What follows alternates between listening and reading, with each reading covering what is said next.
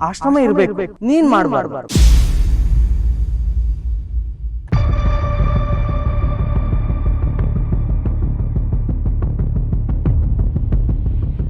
ನಾನ್ 1000 ಜನರನ್ನ ಸಾಕಬಲ್ಲೆ, ನಿನ್ ಕೈಲಿ ನಿಮ್ಮ ಅಪ್ಪ ಅಮ್ಮನ ಒಬ್ಬನ್ ಸಾಕೋಕ್ಕಾಗೋದಿಲ್ವಾ? ನಿಮ್ ತೀಟೆ ಇದ್ದು ಬರಿಲೇಬೇಕು ಅನ್ಕೊಂಡವ್ರಿಗೆ ನಾವೇನು ಮಾಡೋಕ್ಕಾಗೋದಿಲ್ಲ, ಬರೀರಿ. ನೀವು ಮಾಡಿದ ಅಭಿಪ್ರಾಯ ತಪ್ಪು ಅಂತ ಹೇಳ್ತಿಲ್ಲ, ಬಟ್ ನೀವು ಆ ಅಭಿಪ್ರಾಯವನ್ನ ಹೇಗೆ ತಗೊಂಡ್ರಿ? ನೀವು ಸ್ಥಳಕ್ಕೆ ಬಂದು ನೋಡಿದ್ರ ಅಥವಾ ಕುಳಿತು ನಿಮ್ ಈ ಆಲೋಚನೆಗೆ ಬಂದಿದ್ದನ್ನು ಹೇಳ್ತಿದ್ದೀರಾ? ಒಂದೇ ₹1 ನನ್ನದ್ದು ಏನಾದ್ರೂ ತಪ್ಪಾಗಿದೆ ಅನ್ನೋದಾದ್ರೆ, ಅಥವಾ ನಾನು ನನ್ನ ಮನೆಗೆ ಏನಾದ್ರೂ ನನ್ನ ಸ್ವಾರ್ಥಕ್ಕೆ ಮಾಡ್ಕೊಂಡಿದ್ದೀನಿ ಅನ್ನೋದಾದ್ರೆ ಮಾಡಿ.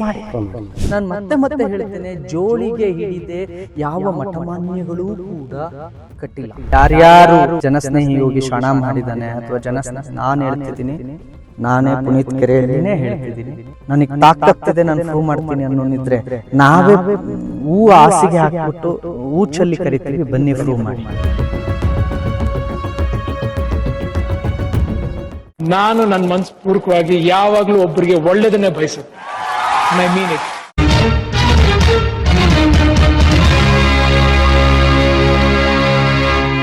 ನಮಸ್ತೆ. ನಾನು ಇವತ್ತು ನನ್ನ ಆತ್ಮೀಯ ಸ್ನೇಹಿತರಾದಂತಹ ಜನಸ್ನೇಹಿ ಯೋಗೀಶ್ ಅವರ ಆಶ್ರಮದ ಪರಿಶ್ರಮವನ್ನು ನೋಡ್ಲಿಕ್ಕೆ ಬಂದಿದ್ದೀನಿ. ಅವ್ರೇನು ಪರಿಶ್ರಮ ಪಡ್ತಾ ಇದ್ದಾರೆ. ನಾನು ಬಹಳ ದಿನಗಳಿಂದ ಅನ್ಕೊಳ್ತಿದ್ದೆ ಬರಬೇಕು ಅಂತ, ಬರೋಕ್ಕಾಗಿರ್ಲಿಲ್ಲ, ನೋಡ್ಲಿಕ್ಕಾಗಿರ್ಲಿಲ್ಲ. ಒಬ್ಬ ವ್ಯಕ್ತಿ, ಒಬ್ಬ ಸಾಮಾನ್ಯ ವ್ಯಕ್ತಿ, ಒಬ್ಬ ಚಾಲಕ ಮನಸ್ಸು ಮಾಡಿದ್ರೆ, ಯಾಕೆ ಚಾಲಕ ಅಂತ ಹೊತ್ತು ಹೇಳ್ತಾ ಇದ್ದೀನಿ ಅಂತ ಅಂದರೆ, ನಾನು ಕೂಡ ಅದೇ ಚಾಲಕ ವೃತ್ತಿಯಿಂದ ಬಂದಂಥವನು. ಒಬ್ಬ ಚಾಲಕ ಮನಸ್ಸು ಮಾಡಿದ್ರೆ ಒಂದು ದೇಶಕ್ಕೆ ನಾಯಕನಾಗಬಹುದು ಅನ್ನೋದು ಅದು ಬಹಳ ದೊಡ್ಡ ಒಂದು ಶಕ್ತಿ ಆಗುತ್ತೆ. ಅಂದರೆ ಸಾಮಾನ್ಯ ವ್ಯಕ್ತಿ ಒಬ್ಬ ಸಮಾಜದಿಂದ ಬರ್ತಾನೆ, ಆ ಸಮಾಜ ನಿಷ್ಕಲ್ಮಶವಾಗಿ ಆತನಿಗೆ ಬೆಂಬಲ ಕೊಡುತ್ತೆ. ಆ ನಿಷ್ಕಲ್ಮಶವನ್ನು ಇವನು ಅಷ್ಟೇ ಪ್ರಾಮಾಣಿಕವಾಗಿ ಬಳಸಿದ್ದೇ ಆದರೆ ಯಾವ ಮಟ್ಟಕ್ಕೆ ಬರಬಹುದು ಅನ್ನೋದಕ್ಕೆ ಜನಸ್ನೇಹಿ ಯೋಗೀಶ್ ಕೂಡ ಒಬ್ರು. ಯಾಕೆ ಅಂತ ಅಂದರೆ, ಚಾಲಕನಿಂದ ನಾಯಕನಾದವನು. ಆ ನಾಯಕ ಹಾಗೆ ಆದ್ನ ಅಂತ ಅಂದರೆ ಖಂಡಿತ ಇಲ್ಲ. ಅದೆಷ್ಟೋ ಮುಳ್ಳುಗಳನ್ನು ತುಳಿದು ಆ ರಕ್ತ ಹರಿಸಿಕೊಂಡು ಬಂದಿರತಕ್ಕಂಥ ದಾರಿ. ನೀವು ಆ ದಾರಿಯನ್ನೊಮ್ಮೆ ನೋಡಬೇಕು, ಆ ಸೆವೆದ ದಾರಿಯನ್ನು ನೋಡಬೇಕು ಅಂದರೆ ನೀವು ಕುಳಿತಿರೋ ಜಾಗದಿಂದ ನೋಡ್ಲಿಕ್ಕೆ ಆಗೋದಿಲ್ಲ ಸ್ನೇಹಿತರೆ.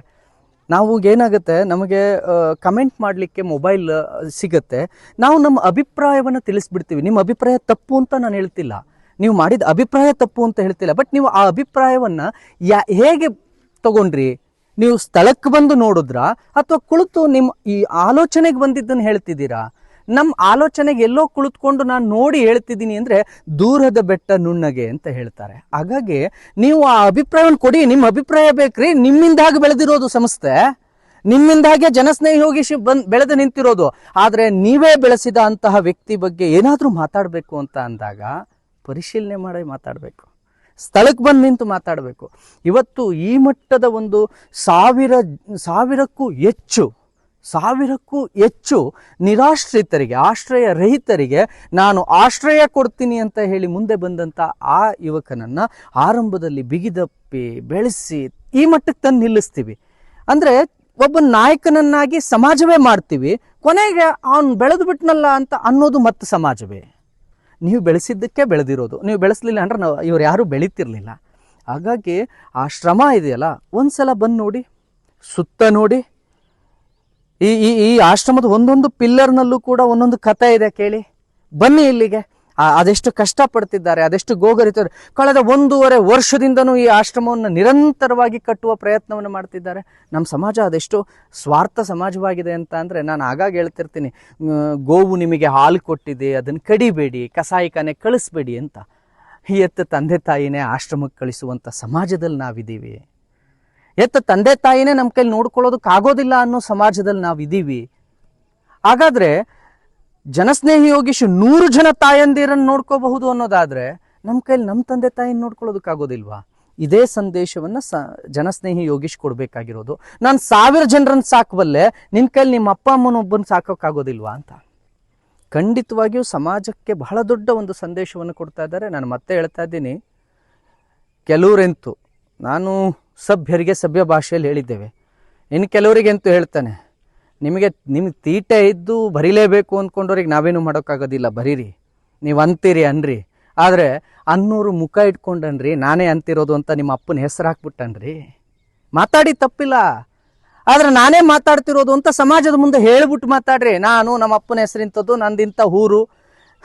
ನೀವು ಯಾರು ಕಮೆಂಟ್ ಮಾಡ್ತಿದ್ದೀರಿ, ನೀವು ಯಾರು ಜರಿತಿದ್ದೀರಿ ಅನ್ನೋ ನಿಮ್ಮ ಹೆಸರನ್ನೇ ಹೇಳೋಕ್ಕಾಗದೇ ಇರೋರು ಧೈರ್ಯವಾಗಿ ಇಲ್ಲಿ ನಿಂತು, ಯಾರು ಬೇಕಾದರೂ ಬಂದು ಇಲ್ಲಿ ನಿಂತು ನೋಡಿ, ಒಂದೇ ₹1 ದುರುಪಯೋಗ ಆಗಿದೆ ಅಂತ ಅಂದರೂ ಕೂಡ ನನ್ನನ್ನು ನಾನು ಸಮರ್ಪಿಸ್ಕೊಂತೀನಿ ರಾಷ್ಟ್ರಕ್ಕೆ ಅಂತ ಬಂದ ವ್ಯಕ್ತಿ ಧೈರ್ಯವಾಗಿ ನಿಂತು ಹೇಳ್ತಿದ್ದಾರೆ, ಒಂದೇ ₹1 ನನ್ನದ್ದು ಏನಾದರೂ ತಪ್ಪಾಗಿದೆ ಅನ್ನೋದಾದರೆ, ಇಲ್ಲಿ ವ್ಯರ್ಥವಾಗಿ ನಾನು ಬಳಸಿದ್ದೀನಿ ಅನ್ನೋದಾದರೆ, ಅಥವಾ ನಾನು ನನ್ನ ಮನೆಗೆ ಏನಾದರೂ ನನ್ನ ಸ್ವಾರ್ಥಕ್ಕೆ ಮಾಡ್ಕೊಂಡಿದ್ದೀನಿ ಅನ್ನೋದಾದರೆ ಪ್ರೂವ್ ಮಾಡಿ ಬನ್ನಿ.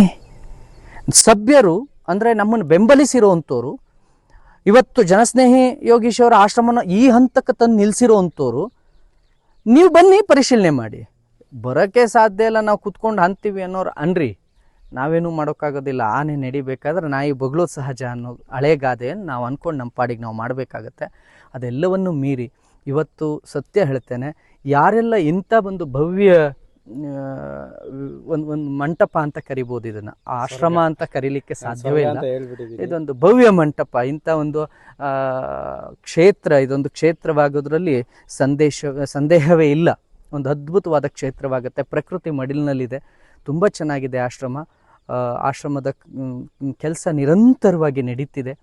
ಸಮಾಜದ ಆ ಸಹಾಯ ಇಲ್ಲದೆ ಯಾವುದು, ನಾನು ಮತ್ತೆ ಹೇಳ್ತೇನೆ, ಜೋಳಿಗೆ ಹಿಡಿದೆ ಯಾವ ಮಠಮಾನ್ಯಗಳೂ ಕೂಡ ಕಟ್ಟಿಲ್ಲ, ಯಾವ ಮಠಮಾನ್ಯಗಳನ್ನು ಕಟ್ಟಿಲ್ಲ.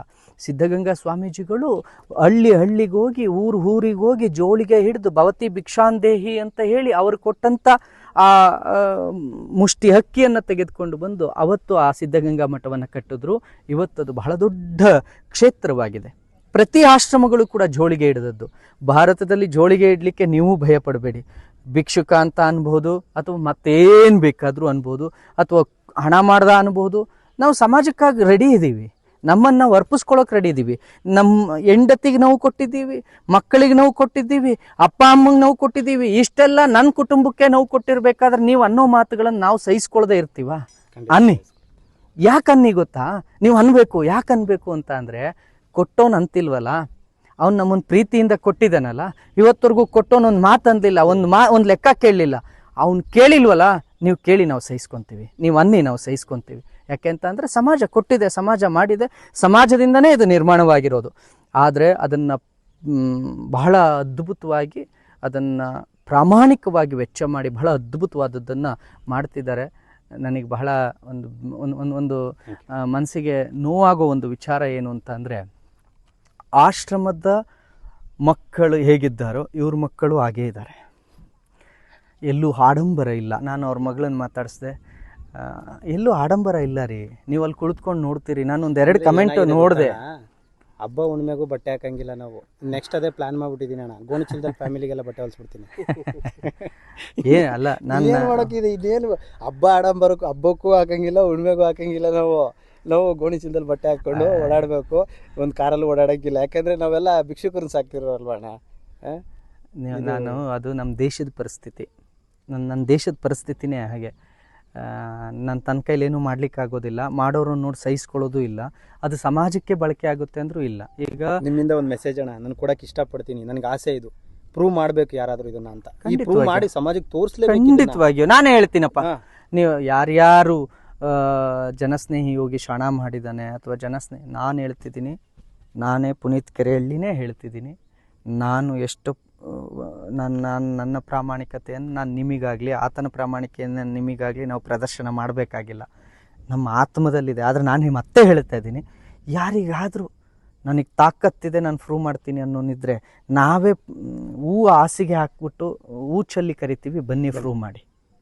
ಹಂಗಾದ್ರೂ ಸಮಾಜಕ್ಕೆ ಗೊತ್ತಾಗ್ಲಿ ಅಣ್ಣ. ಇನ್ನೇನು ಮಾಡಕ್ಕೆ ಗೊತ್ತಾಗಬೇಕು. ಆ ರೀತಿ ಏನಾದ್ರು ಪ್ರೂವ್ ಮಾಡಿದ ದಿನ, ನನ್ನ ಆಸ್ತಿ ಮಾಡಿರೋದಾಗ್ಲಿ, ಕೋಟಿಗಟ್ಟಲೆ ದುಡ್ಡು ಮಾಡಿರೋದು ಪ್ರೂವ್ ಮಾಡಿದ ದಿನ ಕರ್ನಾಟಕ ಬಿಟ್ಟು ಹೊರ ರಾಜ್ಯಕ್ಕೆ ಹೋಗ್ತೀನಿ ನಾನು. ಸಮಾಜದ ಕೆಲಸನೇ ಮಾಡಬಾರ್ದೇನ್ರಿ? ಹೋಗ್ಲಿ, ಸಮಾಜದ ಕೆಲಸ ಯಾರು ಮಾಡಬಾರ್ದ? ಯಾರು ಏನೇ ಮಾಡೋಕೆ ಬಂದ್ರು ಅವನಿಗೆ ಏನೋ ಒಂದು ಹೇಳ್ತೀರಿ. ಈಗೇನು ಹೇಳೋದು, ಇದೆಲ್ಲ ಯಾಕೆ, ಇದು ಸಿಂಪತಿನ? ನೀವು ಅಂದಿದ್ದಕ್ಕೆ ತಾನೇ ಮಾತಾಡ್ಬೇಕಾಗಿ ಬಂತು. ನೀವು ಅನ್ಲಿಲ್ಲ ಅಂದ್ರೆ ನಾವ್ಯಾಕೆ ಮಾತಾಡ್ತಿದ್ವಿ? ನಮಗೆ ಅವಶ್ಯಕತೆ ಏನಿದೆ ಅಂದ್ರೆ ಅಣ್ಣ, ಆಶ್ರಮದಲ್ಲಿರೋ ಎಲ್ಲ ವಯಸ್ಸಾಗಿರೋರನ್ನ ತೋರಿಸಿ ನಿಮಗೆ ಸಿಂಪತಿ ಬರೋ ಥರ ಮಾಡ್ತಿದೀವಂತೆ. ಆಮೇಲೆ ಅವ್ರನ್ನ ದುರುಪಯೋಗ ಪಡಿಸ್ಕೊತಿದ್ದೀವಂತೆ. ಇವತ್ತು ಬೀದಿಯಲ್ಲಿ ಎಷ್ಟು ಜನ ಅನಾಥವಾಗಿ ಸಾಯ್ತಿದ್ದಾರೆ, ಎಷ್ಟು ಜನ ಹುಳ ಬಿದ್ದು ನರಳುತ್ತಿದ್ದಾರೆ, ಎಷ್ಟು ಜನ ಒಂದು ತುತ್ತು ಅನ್ನ ಇಲ್ಲದೆ ಬೀದಿಯಲ್ಲಿ ಭಿಕ್ಷೆ ಬೇಡ್ತಿದ್ದಾರೆ ಅನ್ನೋದು. ಒಂದು ನಮ್ಮ ದುಡ್ಡು, ನಾವು ಟ್ಯಾಕ್ಸ್ ತೆರಿಗೆ ಕಟ್ಟುವಂಥ ದುಡ್ಡು ಸರ್ಕಾರಗಳು ಬರ್ತವೆ.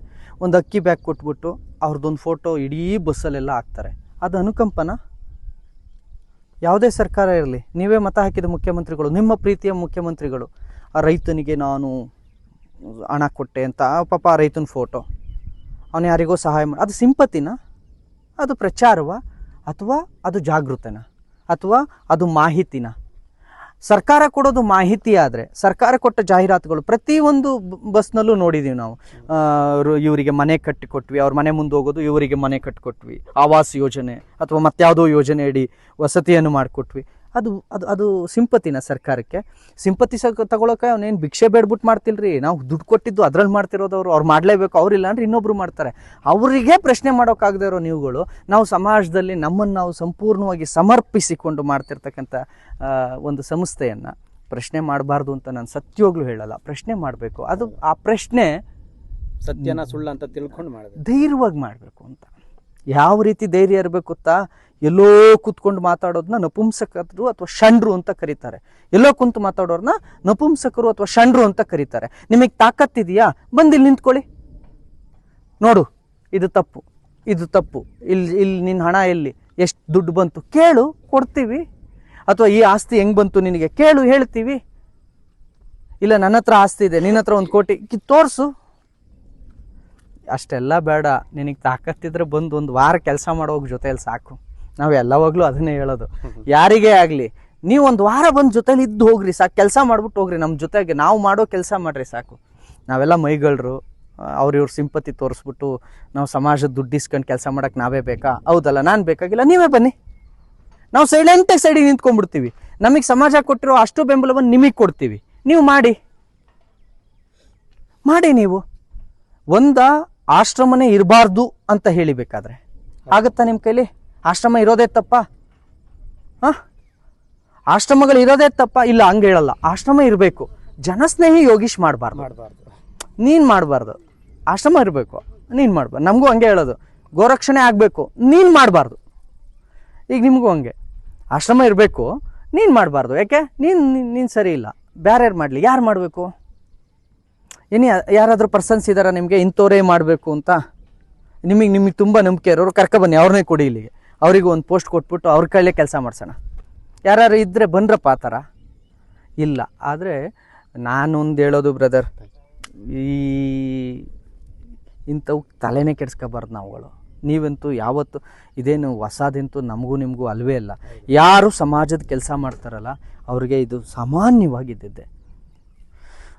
ಒಂದೇ ಸಮ ಅಂತೂ ಇಲ್ಲ. ನಾನು ಒಂದಂತೂ ಹೇಳ್ತೀನಿ, ಸಿದ್ದರಾಮಯ್ಯಂಗೆ ಬೈಯೋರು ಇದ್ದಾರೆ, ಯಡಿಯೂರಪ್ಪಂಗೆ ಬೈಯೋರು ಇದ್ದಾರೆ, DK ಶಿವಕುಮಾರ್ಗೆ ಬೈಯೋರು ಇದ್ದಾರೆ, ಮೋದಿಗೆ ಬೈಯೋರು ಇದ್ದಾರೆ, ರಾಹುಲ್ ಗಾಂಧಿಗೆ ಉಗ್ಗಿಯೋರು ಇದ್ದಾರೆ. ಇವ್ರುಗಳೇ ಸಮಾಜ ಬಿಟ್ಟಿಲ್ಲ, ದೊಡ್ಡ ದೊಡ್ಡ ಸ್ಥಾನದಲ್ಲಿದ್ದಾರೆ. ಇನ್ನು ನಾವು ಎಲೆ ಮರೆಕಾಯಿ ಅಂತ ಸಾಮಾನ್ಯವಾಗಿ ಕೆಲಸ ಮಾಡ್ತಾರೋರು ನಮ್ಮನ್ನು ಬಿಡ್ತಾರಾ? ಬಿಟ್ಟಿ ನೆಟ್ಟು ನಂಗೆ ಅಂಬಾನಿ ಮೇಲೆ ನಂಗೆ ಅದೊಂದು ಭಾಳ ಕೋಪ ಐತೆ. ಬಿಟ್ಟಿ ನೆಟ್ಟು ತರಲಿಲ್ಲ ಅಂತ ಅಂದಿದ್ದಿದ್ರೆ ಇಷ್ಟೆಲ್ಲ ಆಯ್ತಿರ್ಲಿಲ್ಲ ಅಂತ ಕೂತ್ಕೊಂಡು ಕಮೆಂಟ್ ಮಾಡಕ್ ಆಯ್ತಿರ್ಲಿಲ್ಲ ಅಂತ. ಥ್ಯಾಂಕ್ ಯು ಸೋ ಮಚ್ ಅಣ್ಣ. ಪ್ರತಿಯೊಬ್ಬರು ಕೂಡ ಈ ವಿಡಿಯೋನ ಕೊನೆವರೆಗೂ ನೋಡಿ. ಮತ್ತೆ ನಾನು ಕೊನೆಯದಾಗಿ ಒಂದು ಹೇಳೋದು, ಫರ್ಗೆಟ್ ಇಟ್ ಆಲ್. ನೀವು ಅದನ್ನೆಲ್ಲ ಬಿಡಿ. ಇದ್ದಿದ್ದೆ ಅವ್ರುಗಳಿಗೆ ಎಷ್ಟು ಹೇಳಿದ್ರು ಅವ್ರಿಗೆ ಅರ್ಥ ಆಗೋದಿಲ್ಲ. ನಾನು ಹೇಳೋದೇನು ಗೊತ್ತಾ, ಯಾರು ಬೆಂಬಲಿಸ್ಕೊಂಡು ಬಂದಿದ್ದೀರಲ್ಲ, ಬೆಳೆಸ್ಕೊಂಡು ಬಂದಿದ್ದೀರಲ್ಲ, ನಿಮ್ಮ ನಂಬಿಕೆಯನ್ನು ಉಳಿಸ್ಕೊಂಡು ಹೋಗ್ತಿದ್ದೀವಿ. ಖಂಡಿತವಾಗಿ ಉಳಿಸ್ಕೊಂಡು ಹೋಗ್ತಾ ಇದ್ದೀವಿ, ಉಳಿಸ್ಕೊಂಡು ಹೋಗ್ತಿದ್ದಾನೆ. ನನ್ನ ಸ್ನೇಹಿತ, ನನ್ನ ಆತ್ಮೀಯ ಸ್ನೇಹಿತ, ಖಂಡಿತವಾಗಿಯೂ 2 ಮಾತಿಲ್ಲ. ನಾನು ಅಷ್ಟು ಸುಲಭವಾಗಿ ಯಾರಿಗೋ ನಿಂತ್ಕೊಂಡು ನಾನು ಮಾತಾಡೋನಲ್ಲ. ಯಾಕೆಂತ ಅಂದರೆ ನಾನಷ್ಟು ನಂಬ್ತೀನಿ, ನಾನಷ್ಟು ನೇರವಾಗಿ ನೋಡಿದ್ದೀನಿ. ನನ್ನ ಕೈಯಿಂದ ನಾನು ಹೇಳ್ತಾ ಇದ್ದೀನಲ್ಲ, ನನ್ನ ಕೈಯಿಂದ ಒಂದೇ ₹1 ಸಹಾಯವನ್ನು ಮಾಡೋಕ್ಕಾಗಲ್ಲ. ಯಾಕೆಂದರೆ ನನ್ನ ಹತ್ರ ಏನೂ ಇಲ್ಲ ಮಾಡಲಿಕ್ಕೆ. ನಾನು ಇಷ್ಟು ನಿಮ್ಮ ಹತ್ರ ಕೇಳ್ಕೋಬಹುದು. ಖಂಡಿತವಾಗಿಯೂ ಇದು ಬಹಳ ಒಂದು ದೊಡ್ಡ ಸಂಸ್ಥೆ ಆಗುತ್ತೆ. ಈ ಸಂಸ್ಥೆಯನ್ನು ನಾಡಿನ ಜನ ಒಬ್ಬ ಚಾಲಕನ ನಾಯಕನಾಗಿ ಮಾಡಿ ಬೆಳೆಸ್ಕೊಂಡು ಅನ್ನೋದು ಇತಿಹಾಸವಾಗಲಿ. ಎಲ್ಲರೂ ಕೂಡ ಇದಕ್ಕೆ ಕೈ ಜೋಡಿಸಿ ಬೇಕ್ರಿ. ನಿಮ್ಮೆಲ್ಲರ ಬೆಂಬಲ ಇಲ್ಲದೆ ನಾವೇನೂ ಮಾಡಲಿಕ್ಕಾಗೋದಿಲ್ಲ. ನಿಮ್ಮ ಬೆಂಬಲದಿಂದನೇ ಎಲ್ಲವೂ ಸಾಧ್ಯ. ಆದಷ್ಟು ನಿಮ್ಮ ಕೈಲಾದಂಥದ್ದು ಅಂದರೆ, ಬಹಳ ದೊಡ್ಡವರೊಬ್ಬರು ಹೇಳ್ತಾರೆ, ₹100 ಇರೋನು ₹100 ಕೊಡ್ತಾನೆ, ಲಕ್ಷ ಇರೋನು 1000 ಕೊಡ್ತಾನೆ, ಅವನೊಂದು ದಾನಿ ಅಂತೀವಿ. ₹100 ಇರೋನು ₹1 ಕೊಟ್ಟರೆ ಅವನನ್ನು ದಾನಿ ಅಂತಲೇ ಕರಿತೀವಿ. ನಿಮ್ಮ ಹತ್ರ 100 ರೂಪಾಯಿ ಇದ್ದರೆ 1 ರೂಪಾಯಿ ಕೊಡಿ, 1000 ರೂಪಾಯಿ ಇದ್ದರೆ 10 ರೂಪಾಯಿ ಕೊಡಿ, 1,00,000 ಇದ್ದರೆ 1000 ಕೊಡಿ, ಅಷ್ಟೇ. ಅಂದರೆ ನಿಮ್ಮ ಶಕ್ತಿಗನುಸಾರವಾಗಿ ಒಂದು ಸಂಸ್ಥೆಯನ್ನು ಸಮಾಜಕ್ಕೆ ಜೋಡಿಸ್ಕೊಳ್ಳಿ. ಸಮಾಜಕ್ಕೆ ಜೋಡಿಸ್ಕೋಬೇಕು. ಸಮಾಜಕ್ಕೆ ಜೋಡಿಸ್ಕೊಂಡಾಗ ಮಾತ್ರ ನಮಗೂ ಆತ್ಮತೃಪ್ತಿ ಇರುತ್ತೆ ಅಂತ ಹೇಳ್ತೇನೆ. ಧನ್ಯವಾದಗಳು. ನಾನು ಬಹಳ ದಿನಗಳಿಂದ ಬಂದು ನೋಡೋಕ್ಕಾಗಿರಲಿಲ್ಲ. ತುಂಬ ಚೆನ್ನಾಗಿದೆ. ನಾವು ಹೋರಾಟ ಎಲ್ಲ ಮಾಡಿ ಕೊನೆಗೆ ನಿಮ್ಮ ಜೊತೆಗೆ ಬಂದು ಸೇರ್ಕೊಳ್ತೇವೆ. ಸ್ನೇಹಿತರೆ, ನೋಡಿದ್ರಲ್ಲ, ಹೊಸದಾಗಿ ಕಟ್ಟಡ ತುಂಬ ಚೆನ್ನಾಗಿ ನಿರ್ಮಾಣ ಆಗ್ತಾ ಇದೆ. ಇಡೀ ಕರ್ನಾಟಕ ಜನರ ಬೆಂಬಲ, ಆಶೀರ್ವಾದ. ಇದುವರೆಗೂ ಯಾರೆಲ್ಲ ಸಹಾಯ ಮಾಡಿದಿರಾ ಅವರೆಲ್ಲರೂ ಪಾದಗಳಿಗೂ ನಮಸ್ಕಾರ ತಿಳಿಸೋಕ್ಕೆ ಇಷ್ಟಪಡ್ತೀನಿ. ಭಾಳ ಖುಷಿ ಆಗುತ್ತೆ. ಇವತ್ತು 165 ಜನ ದೇವ್ರ ಮಕ್ಕಳು ಏನು ನಮ್ಮ ಆಶ್ರಮದಲ್ಲಿದ್ದಾರೆ. ಮುಂದೊಂದು ದಿನ ಇದು ಜನಸ್ನೇಹಿ ಸ್ವರ್ಗ ಆಗಿ ಬದಲಾಗುತ್ತೆ. ಸಾವಿರಾರು ಜನ ರೋಡಲ್ಲಿ ಮಲಗುವಂಥ ವ್ಯಕ್ತಿಗಳಿಗೆ ಆಶ್ರಯ ತಾಣವಾಗುತ್ತೆ. ಯಾರು ಅಸ್ತು ಬರ್ತಾರೋ ಅವ್ರಿಗೆ ಮೃಷ್ಟಾನ್ನ ಭೋಜನ ನೀಡುವಂಥ ಒಂದು ಅದ್ಭುತವಾದ ಸ್ಥಳ ಆಗುತ್ತೆ ಅಂತ ಹೇಳ್ತಾ 2 ಮಾತನಾಡಿದ್ದಕ್ಕೆ ಮತ್ತು ಅಣ್ಣವ್ರಿಗೆ ತುಂಬ ಹೃದಯದ ಧನ್ಯವಾದಗಳನ್ನ ತಿಳಿಸ್ತೀನಿ. ವಿಶೇಷವಾಗಿ ಗೋಪಿ ಅಣ್ಣವ್ರಿಗೆ, ಅವರ ಸ್ನೇಹಿತರಿಗೆ, ಎಲ್ರಿಗೂ ಕೂಡ ಹೃದಯಪೂರ್ವಕವಾಗಿ ಧನ್ಯವಾದಗಳನ್ನ ತಿಳಿಸ್ತೀನಿ. ನನ್ನ ಸೇವೆನ ನಾನು ಮುಂದುವರಿಸ್ತಾ ಇದ್ದೀನಿ. ನಾನು ಮಾಡೋ ಸೇವೆ ಸರಿ ಇಲ್ಲ ಅಂತ ಹೇಳಿದ್ರೆ ನಿಮ್ಗೆ ಅನಿಸಿದ್ನ ನೀವು ಮಾಡಿ. ಎಲ್ರಿಗೂ ಒಳ್ಳೆಯದಾಗಲಿ. ನಮಸ್ಕಾರ. ಶನೇಶ್ವರ ಒಳ್ಳೇದು ಮಾಡಿ. ನಿಮ್ಮ ಕೈಲಾದ ಸಹಾಯವನ್ನು ಮಾಡಿ. ನಮಸ್ಕಾರ. ನಾನು ನನ್ನ ಮನಸ್ಪೂರ್ವಕವಾಗಿ ಯಾವಾಗಲೂ ಒಬ್ಬರಿಗೆ ಒಳ್ಳೇದನ್ನೇ ಬಯಸುತ್ತೆ. I mean it.